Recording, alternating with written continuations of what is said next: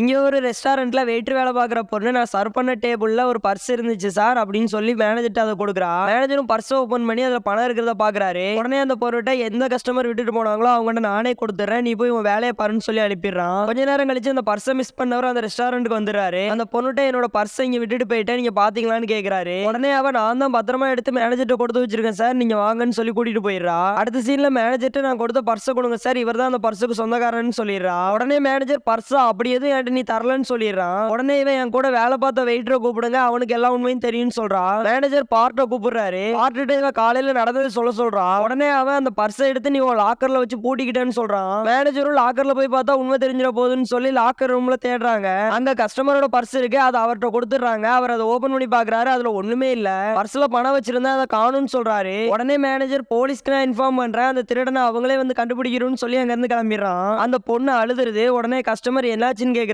அதுக்காக நான் எந்த தப்புமே பண்ணல, ஆனா எனக்கு திருட்டு பட்டம் கட்டுறாங்கன்னு சொல்றா.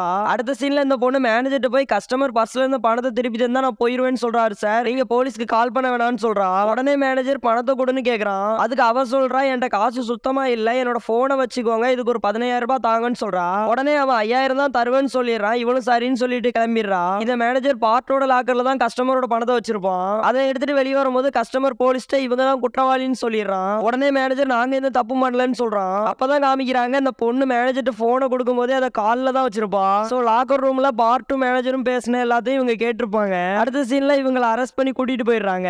கஸ்டமர் உடனே நீங்க கருப்பா இருக்கிறதுனால திருடின்னு அர்த்தம் கிடையாது, வெள்ளையா இருக்கிற அவங்களும் திருடங்க தானேன்னு சொல்லி அங்க இருந்து போயிடுறான்.